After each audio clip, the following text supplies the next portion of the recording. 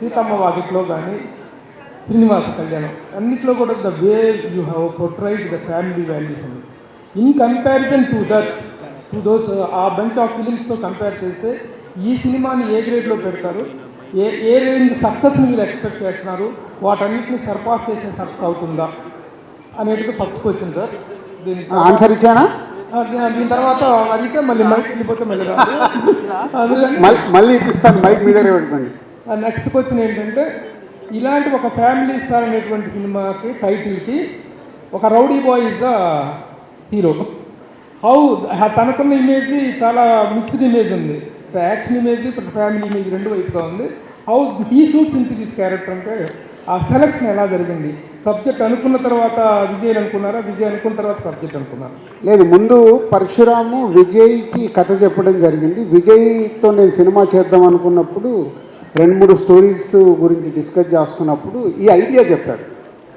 అదే పాయింట్ బాగుంది అని అలా వాళ్ళిద్దరు అనుకున్న తర్వాత నేను ఎంటర్ అయ్యి జర్నీ స్టార్ట్ అయింది. జర్నీ స్టార్ట్ అయిన తర్వాత ఆల్మోస్ట్ 1 year మళ్ళీ ఐడియా దగ్గర నుంచి స్క్రిప్ట్ని జర్నీ చేస్తూ జరగడం జరిగింది. సార్, మీరు ఫస్ట్ మీ క్వశ్చన్కి ఫ్యామిలీ, ఇప్పుడు బొమ్మరిల్లు కానీ, ఇప్పుడు బొమ్మరిల్లు తీసుకుంటే Bommarillu is not only family story, it's love story. అటు ఫ్యామిలీస్తో పాటు యూత్ కూడా విపరీతంగా చూసిన cinema Bommarillu. Shatamanam Bhavati majority family చూశారు, యూత్ కొంచెం తక్కువ చూశారు.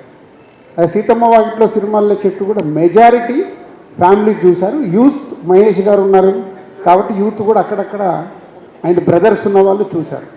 సో ఇక దానికే ఇట్స్ డిఫరెంట్ జోనర్స్. ఈ సినిమాలో ఇందాక నేను అందుకే ముందు అనౌన్స్ చేసేసాను, ఇది ఫ్యామిలీ బ్యాక్గ్రౌండ్లో ఉండి ఫ్యామిలీ చేస్తున్న కథలోకి major is a love story play చేస్తారు. So 30% is a family story ఉంటే 70% అమ్మాయి అబ్బాయి మధ్యలో ఉంటాయి. ఫైనల్గా ఎత్తుకున్న కథ మళ్ళీ ఎలా రౌండప్ అయిందనేదే ఈ కథ. So majority portion youth love story మీద రన్ అయ్యే ఒక ఫ్యామిలీ స్టోరీ. రెవెన్యూ సైడ్ ఏ స్థాయి హిట్ అవుతుంది అనుకుంటున్నారు ఆ కంపారిజన్లో? అంటే స్థాయిని ఇప్పుడే మాట్లాడాను అనుకో, 5వ తారీఖు కొంచెం తగ్గిన మళ్ళీ మీరు నన్ను వేసుకుంటారు. మంచి సినిమా, గుడ్ ఫిలిం, థియేటర్కి వెళ్ళి డెఫినెట్గా ఎంజాయ్ చేస్తూ బయటకు వస్తారు. ఎప్పుడు నేను ఒకటే నమ్ముతాను, ఇప్పుడు ఒక థియేటర్లో 600 మంది, ఒక మల్టీప్లెక్స్లో 500 మంది చూస్తారు. 500 మందికి నచ్చేస్తే ఇంకా ఆ సినిమాని పట్టుకోవడం ఎవరి తరం కాదు, డే 1. సో దాంట్లో ఎంతో కొంత ఒక 500 మందిలో 40-50 మంది ఏదో వెతుకుతుంటారు. అంటే డే 1 చూసే ఆడియన్స్ మైండ్ సెట్ వెతికే వాళ్ళు ఉంటారు. అందుకే నాకు 100కు 100 మార్కులు నేను ఎప్పుడు వేసుకోను. ఒక cinema hit to super hit కావాలంటే మనం చదువుకున్న దాంట్లో కూడా మనకు 75% వస్తే మనం ఫస్ట్ క్లాస్ స్టూడెంట్. ఒక సినిమాకు 75% ఆడియన్స్ రీచ్ అవుతే మేము ఫస్ట్ క్లాస్లో పాస్ అయినట్టు భావిస్తాను. అదే నేను ఎప్పుడు క్యాలిక్యులేషన్ చేసుకున్నాను. సో డెఫినెట్గా ప్రేక్షకులకి బాగా నచ్చే సినిమా. సార్ నమస్తే. బట్ చెప్పాను కదా, అమ్మాయి అబ్బాయి మధ్యలో 70% సినిమా ఉంటుంది. ఆ జర్నీలో మారుతూ ఉంటాయి లొకేషన్స్ మారినప్పుడు మనకు విజువల్ బ్యూటీ కూడా కావాలి కదా, విజువల్ బ్యూటీ కూడా ఉంటుంది ఈ సినిమాలో. లేకుంటే అప్పుడు ఏమవుతుంది, మళ్ళీ ఇందాక నేను చెప్పినట్టు ఒక ఇంట్లోనే తీసామనుకో టీవీ సీరియల్ లాగా ఉందిరా అంటారు. అవన్నీ ఈ కథ ఎలా డిమాండ్ చేస్తుంటే అలా మారుతూ విజువల్ బ్యూటీతో కంటిన్యూ అవుతుంది. విజయ్ గారు, మీరు డిఫరెంట్ జానర్స్ ట్రై చేసి ఈ కథ ఆటోమేటిక్గా మీ దగ్గరికి వచ్చిందని ఇది చేస్తున్నారు, లేకపోతే ఈ జానర్ చెయ్యాలని చేస్తున్నారు? లేదు, ఎప్పుడు ఓ జానర్ చేయాలి అన్నట్టు ఏమనుకోను. వచ్చే కథలు వింటూ ఉంటా నచ్చిన డైరెక్టర్ల దగ్గర. వాటిలో కొంచెం ముందు చేసిన దానికంటే కొంచెం ఇప్పుడు నేను ఒక 2-3 సినిమాలు ఒప్పుకొని ఉంటా. దాంట్లో ఏదైనా కొత్తగా ఉందా, డిఫరెంట్ ఉందా అని చూసుకొని చేయడమే. బుజ్జి గారు నాకు ఈ కథ చెప్పంగానే నాకు ఇమీడియట్లీ ఐడియా చాలా నచ్చింది. ఇది యాక్చువల్లీ ఆల్మోస్ట్ మేము షూటింగ్ స్టార్ట్ చేసి 9 months బ్యాక్ స్టార్ట్ చేసాము. సో ఇదే 1 year జర్నీ. దాని ముందు 1 year బ్యాక్ చెప్పారు ఐడియా చాలా నచ్చింది. కాకపోతే నేను ఐడియాల మీద స్క్రిప్ట్లు ఓకే చేసే పొజిషన్లో లేను, నాకు పూర్తి స్క్రిప్ట్ కావాలి, ఫుల్ నరేషన్ ఇవ్వండి అని చెప్పాను. ఆ తర్వాత రాజుగారు నాతో చేద్దాం అనుకున్నారు. రాజుగారు కోవిడ్ టైంలో ఉన్నప్పుడు నాకు కొంచెం డబ్బులు టైట్ ఉంటే అడ్వాన్స్ ఇచ్చిండ్రు. చాలా స్క్రిప్ట్లు ఇదొకటి నేను మామూలుగా హీరోలకు అడ్వాన్స్ ఇవ్వను, ఇదేంటో లేక లేక విజయ్ అడిగాడు అప్పుడు. ఆయన ఏడు నాకు టైట్ ఉండే రాజు గారు స్క్రిప్ట్లు పంపిస్తున్నారు, స్క్రిప్ట్లు బాగానే పంపిస్తున్నారు, కొన్ని డబ్బులు పంపించే ముందు టైట్ ఉంది అసలు షూటింగ్ లేవంటే పంపించిండ్రు. ఇంకా నాకు నచ్చిన స్క్రిప్ట్ ఇది రాజుగారు కూడా నచ్చుతుంది అనుకున్నా. ఆ ఫుల్ స్క్రిప్ట్ నాకు ఇంకా రావట్లేదు. సో రాజుగారికి చెప్పిన ఐడియా విన్నా, అది చాలా బాగుంది కానీ నాకు ఫుల్ స్క్రిప్ట్ కావాలి, ఫుల్ స్క్రిప్ట్ రావట్లేదు అంటే ఇంకా ఏం జరిగిందో నాకు తెలియదు. సడన్గా రాజుగారు బుజ్జి ఫుల్ స్క్రిప్ట్తో నా దగ్గరకు వచ్చారు, ఓకే చేయడం జరిగింది. తర్వాత విన్న తర్వాత నేను actually I need to thank, special thanks, ఇది సక్సెస్ మీట్లో ఆ టైంలో చేద్దాం అనుకున్నా కానీ గౌతమ్కి, సితారా ఎంటర్టైన్మెంట్కి చాలా థ్యాంక్స్ చెప్పాలి. ఎందుకంటే వాళ్ళ సినిమా యాక్చువల్లీ స్టార్ట్ అయిపోయిండే, కానీ ఈ సినిమా క్విక్గా అయిపోతుంది, ఒక 80 డేస్లో అయిపోతుంది. తర్వాత పండక్కి ఇలాంటి సినిమా చాలా కరెక్ట్ సినిమా అనుకొని త్వరగా చేస్తాం. గౌతమ్ ఏమో స్కేల్ చాలా పెద్దది, కొంచెం కాంప్లికేటెడ్ సినిమా సెటప్ చేయడానికి. అది ఎట్లయినా ఫస్ట్ హాఫ్ ఆఫ్ ద ఇయర్లో రాలేదు, టైం పడుతుంది కదా, ఇది నేను మధ్యలో చేసేసుకుంటా అంటే వాళ్ళు నన్ను అకామిడేట్ చేయడం జరిగింది. మేము అనుకున్నది 80 డేస్ కాలేదు, ప్రాపర్గా తీయాలి కాబట్టి ఇంకా అది ఒక 110-120 డేస్ అట్లా వెళ్ళిపోయింది. సంక్రాంతికి రాలేకపోయాము, కానీ ఇట్స్ ఆల్ గుడ్. ఇప్పుడు April 5th వస్తున్నాము and I think we are all very happy. Dil Raju గారు కంగ్రాచులేషన్స్. చేస్తారేమో చిన్న అనుమానం ఉంది, నిజమేనా? తెర మీదకి రావాలని నాకు ఎప్పుడూ లేదండి. అంటే ఇంతకుముందు కూడా 3 days బ్యాక్ కూడా ఫోన్ చేసేసరికి యాక్టింగ్ వద్దమ్మా, ఇక్కడ నిజ జీవితంలో యాక్టింగ్ చేయడంతోనే చచ్చిపోతున్నాం, ఇంకా స్క్రీన్ మీద ఏం చేస్తాం. సో ఇదంటారా, ఒక సినిమా ఇవాళ ప్రేక్షకుల దగ్గరికి తీసుకెళ్ళటానికి నా ఎనర్జీలు కూడా అవసరం ఉన్నప్పుడు నేను డెఫినెట్గా గ్రౌండ్లో ఉండి నా ఎనర్జీస్ పెట్టి ఇస్తాను.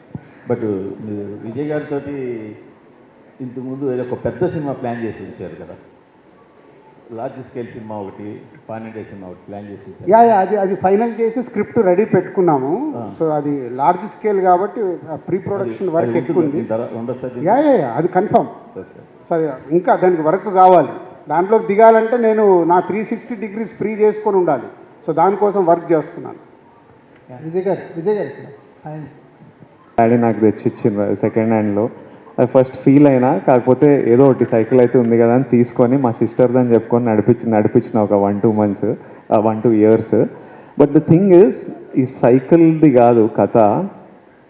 అలా టీవీ అడిగినా, ఈసారి కార్ అడిగినా ఏదో ఒకటి కావాలి. డాడీ ఎప్పుడూ లేదురా మన వల్ల కాదు, వద్దు ఇలాంటి ఆలోచనలు పెట్టుకోకు అని చెప్పకపోతుండే. ఎప్పుడు ఈసారి రా, ఈ సమ్మర్ రా, నెక్స్ట్ సమ్మర్ రా. అండ్ ఆ హోప్తో he gave me that hope to look forward to, gave me one energy. ఆ ఎనర్జీతోని అట్లా ముందుకు వెళ్ళిపోయాము. ఎప్పుడు ఏం లేదని అనిపించలేదు. కొన్ని రోజులు అనిపిస్తుండే, ఇంకా వేరే పనిలో పడుతుండే. ఈ సినిమాలో కూడా మా ఫ్యామిలీలో ఎంతోమంది పిల్లలు, వాళ్ళు ఏడుస్తుంటారు, పిల్లలు ఇది కావాలి, ఏదో కొందాంరా, నీకు మార్క్స్ ఏదో ఒక ఫిట్టింగ్ పెట్టేసేయాలి, నువ్వు 90% తెచ్చుకో, నీకు కొనిచ్చేస్తా. వాళ్ళు ఊరుకుంటారు. అప్పటికి వాళ్ళకు ఒక గోల్ ఇచ్చేయాలి, దాన్ని మనం కరెక్ట్గా ఎనర్జీని వాడుకోవాలి. There are so many stories from life over this 1 year. ఇంట్లో మాట్లాడుకున్నా, అమ్మ నాన్న వాళ్ళతో మాట్లాడుకున్నా, రాజుగారితో, బుజ్జితో మాట్లాడుకున్నా. మేము చాలా మా లైఫ్ జర్నీ గురించి మాట్లాడుకునే వాళ్ళం. అప్పుడు ఎట్లయింది తెలుసా, మన ఫ్యామిలీలో రెస్పాన్సిబిలిటీ ఇవన్నీ ఉంటాయి, కానీ ఒక వెరీ ఎక్స్ట్రీమ్లీ అల్లర్ క్యారెక్టర్ గోవర్ధన్. సో ఇట్స్ మీకు కొత్త రూపం కనిపిస్తుంది April 5th. అండ్ దీంట్లో ఏంటంటే గోవర్ధన్ క్యారెక్టర్ స్పెషాలిటీ, తన ఫ్యామిలీని ఏదైనా టచ్ చేస్తే ఎంత ఈగోకని వెళ్తాడు. అది ఇందాక నేను చెప్పాను కదా, ఆల్ డైమెన్షన్ అని. ఆ ఫ్యామిలీ స్టార్ ఎఫెక్ట్ అనుకోవచ్చా? లేదు, ఎప్పటి నుంచో అది క్లారిటీ. అమ్మా నాన్నకు నచ్చకుండా అయితే ఏం చేయను. వాళ్ళకి నచ్చాలి, వాళ్ళని కన్విన్స్ చేయడం, వాళ్ళకి నచ్చేటట్టు చేయడం నా పని. ఆ సెటప్ మనం చూసుకోవాలి, మొత్తం వదిలేయలేము. మనం పెళ్లి చేసుకున్న తర్వాత మనం బ్రతకాలి కదా, నెక్స్ట్ 30 years మనం ఉండాలి. సో అవన్నీ కేర్ఫుల్గా చూసుకొని వాళ్ళకి నచ్చేటట్టు చేసుకోవాలి. కాకపోతే టైం ఉంది దానికి. రొనాల్ గారు, టాస్క్ యాక్చువల్లీ మెంటల్గా కొడతాడు. But He's lovable also. That's why Evendi. But Evendi in different Evendi. There are cute moments, and I think in a relationship, it's always that lovey-dovey, that honeymoon phase, then girlfriend boyfriend, then fiance, then my husband, then mental ga kodika. Mental నా కొడక అర్థం తెలుసా Mental ఇంటికి na మీకు? kodika. ఇంటికి అర్థం తెలుసా దానికి? Do you know the meaning of mental నా కొడక in Telugu? Pagal kai ka. Sir Vijay గారు ఈ సినిమాలో మీ క్యారెక్టర్ పేరు మీ నాన్నగారి పేరు పెట్టారు గోవర్ధన్ అని. సో పరశురామ్ గారు స్క్రిప్ట్ చెప్పినప్పుడే ఆ టైటిల్తో వచ్చారా, లేదంటే మీరు సజెస్ట్ చేసిందా? ఎందుకంటే ఇందాక చెప్పారు నాన్నగారిలా కనిపించాలి అని ఆ మీస కట్టు అది చేశారా, సో మీరు సజెస్ట్ ఉట్టి ఆధార్ కార్డుల మీద రేషన్ కార్డుల మీద పెట్టుకునే పాస్పోర్ట్లలో పెట్టుకునే పేరా అంటే మనకి ఒక ఫ్యామిలీ తరతరాల నుంచి ఒక పేరు వచ్చిందంటే ఆ పేరుకి మనం కాంట్రిబ్యూట్ చేయాలి. నెక్స్ట్ జనరేషన్స్కి ఆ పేరుకి ఒక ఐడెంటిటీ ఇవ్వాలి, ఆ పేరుకి మనం ఒక కాంట్రిబ్యూషన్ ఉండాలి అన్నట్టు. సో నేను ఇవన్నీ విన్నప్పుడు నాకు మా అమ్మ నాన్న నాకు ఎంత చేశారో నాకు తెలుసు. మా నాన్న చిన్న చిన్న ఇన్సిడెంట్స్ చిన్న చిన్న సీన్స్లలో దాంట్లో చెప్తున్నా, నాన్న ఎప్పుడు కూర్చొని బిల్లులు రాసుకునేవాడు. మంత్లీ ఖర్చు ఎంత, ఇన్కమింగ్ ఎంత, అవుట్ గోయింగ్ ఎంత, ఏమైనా అరేంజ్ చేయాలా అన్నది. అది ప్రతి నెల అదే పని మీద ఉండేటోడు. సో ఇవన్నీ చూసినప్పుడు సినిమాలో కూడా విన్నప్పుడు నాకు అది కనిపించి నాకు ఈ పేరు పెడదాము. For me also it's like a dedication to my dad and to all fathers who fight for us in a way. So I asked him, అందుకే అలా అడిగాను. అంటే ఒక బ్యూటిఫుల్ కాంటెంట్ ఉంది. విజయ్ కరెక్ట్గా చెప్పలేకపోయాను, నేను రివీల్ చేసేస్తాను. అంటే మనకి ఇంటి పేరు అనేది మామూలుగా మనం ఏమనుకుంటాం, ఇప్పుడు ఆ ఇంటి పేరు ఎవర్రా అంటే ఆ ఇంటోళ్ళు అని అంటాం. అంటే ఆ ఇంటి పేరుకు ఎంత ఇంపార్టెంట్ ఉంది అనేది ఒక సిచ్యువేషన్లో హీరో క్యారెక్టర్ ఎక్స్ప్రెస్ చేస్తాం. సో ఏదో ఊరికే కాదు, అంటే ఇలా ఉండాలి. ఒక ఇంటి పేరుతో మనం బ్రతుకుతున్నామంటే ఆ ఇంటి పేరుని నిలబెట్టాల్సిన అవసరం ఉంది అనేది ఒక సిచ్యువేషన్లో మాట వస్తుంది. ఓకే రాజు గారు సార్, అంటే ఫస్ట్ విజయ్ అండ్ బుజ్జి వీళ్ళు మీ దగ్గరికి వచ్చి కాకముందు ఇది గీతా ఆర్ట్స్లో ఉంది ఈ స్టోరీ. అంటే ఈ స్టోరీ అంటే వాళ్ళ డేట్స్ అక్కడ ఉన్నాయి, కానీ మీరు అనౌన్స్ చేశారు. ఆ వెంటనే అల్లు అరవింద్ గారు కొంచెం హర్ట్ అవ్వడం కూడా జరిగింది. కానీ ఆయన ఏ విధంగా మీరు ఒప్పించారు అల్లు అరవింద్ గారికి నాకు ఉన్న రిలేషన్ పంపిస్తున్నా అని చెప్పినగా ఫ్యామిలీతో సినిమా తెలిసిపోద్ది. విజయ్ గారు యాక్చువల్గా ఈ బ్యానర్లో ఇచ్చి వెళ్ళారంట. నేను ఉండేదాన్ని నాకు వస్తా డైరెక్టర్ వచ్చి ఇది ఇది అనంట, ఇది ఏది కనెక్ట్ అవ్వట్లా. దాంట్లో ఓవర్లాప్ అయిపోయింది. ఎప్పుడో పెళ్లి చూపుల తర్వాత ఎప్పుడో అప్పుడు తెలిసింది నాకు, సార్ నేను మీ ఆఫీస్కి వచ్చి ఆడిషన్స్ ఇచ్చాను. అవునా విజయ్ అని అన్నాను, అంతే.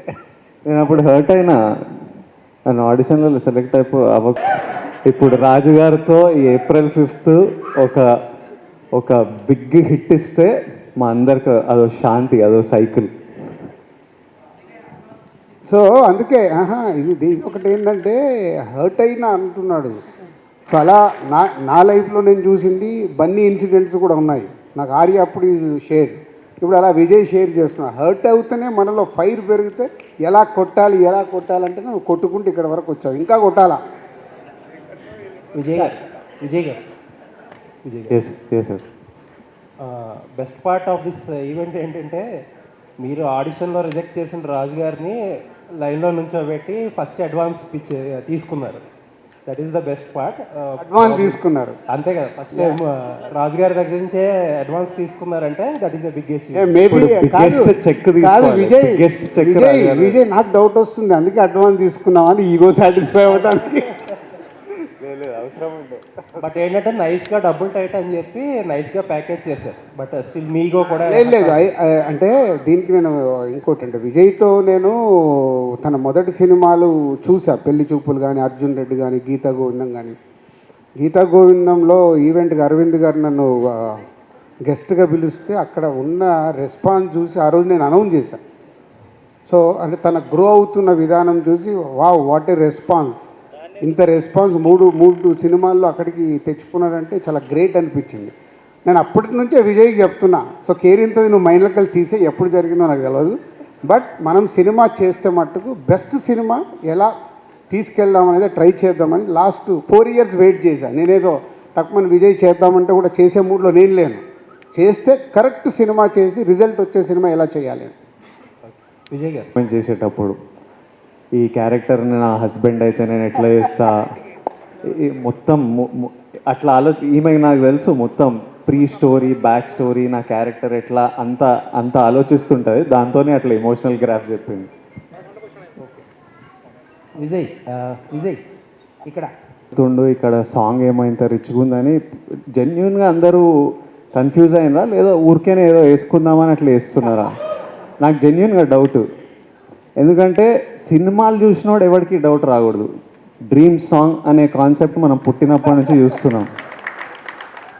ఇప్పుడు నా దగ్గర గోవాకి బస్సులు వెళ్ళడానికి డబ్బులు లేనప్పుడు కూడా నీ అమ్మ యూఎస్కి ఫ్లైట్లు వెళ్ళాలని విజువల్లో చూసేటోడిని. సో ఓకే, ఆ ఐడియా మీకు రాలేదు డ్రీమ్ సాంగ్ అని. సరే, వాడు మధ్యతరగతోడు పిసినారోడు డబ్బులు లేవు, వాడు బాగుపడాడు లైఫ్లో. వాడు డబ్బులు సంపాదించి పెళ్లి చేసుకోలేడు అట్లా. అంటే సినిమా చూస్తే అన్ని లాజిక్లు అన్ని రీజన్లు ఉంటాయి. మరీ మేము అంత ఫూల్స్ కూడా కాదు. ఇక్కడ రూపాయి పెట్రోల్కి డబ్బులు అడుగుతున్నాడు, మళ్ళీ పెళ్ళేమో ఇట్లా చేసుకుంటాడు, అంత లాజిక్ లేకుండా అయితే దియ్యము. సో ఎవరెవరికి ఇట్లాంటి డౌట్లు ఉన్నాయో ఏప్రిల్ 5th అన్ని ఇలాంటి డౌట్లు క్లియర్ అయిపోతాయి. రాజు గారు ఫనీ చెప్పేసి రిచ్ గర్ల్స్తో కలిసి ప్రమోషన్ చేశారు. ఇవన్నీ అంటే గ్రేటర్ కమ్యూనిటీలో ఉన్న వాళ్ళు మనుషులు కారా? అట్లా మిడిల్ క్లాస్ కాదు కదా. అరే వాళ్ళు మిడిల్ క్లాస్కి వెళ్ళి అక్కడికి వెళ్ళారు. ఇప్పుడు నేను మిడిల్ క్లాస్ కాదంటే నేను ఒప్పుకోను. మిడిల్ క్లాస్ లైఫ్ చూసి ఇక్కడికి వచ్చా కాబట్టి మిడిల్ క్లాస్లో ఏముంటాయి ప్రతి ఒక్కటి నాకు తెలుసు. ఇప్పుడు విజయ్ షేర్ చేసుకున్నాడు అంటే ఇప్పుడు విజయ్ హీరో అయ్యాడు, స్టార్ అయ్యాడు, అది డిఫరెంట్. కానీ మిడిల్ క్లాస్ లైఫ్ చూసే వచ్చాడుగా. మళ్ళీ ఒకసారి ఆహ్వానం గుర్తు చేస్తున్నా. 4th రోజు 7 o'clock అందరు సకుటుంబ సమేతంగా మా ఫ్యామిలీ స్టార్ దగ్గరికి మీ ఫ్యామిలీస్తో రావాలి.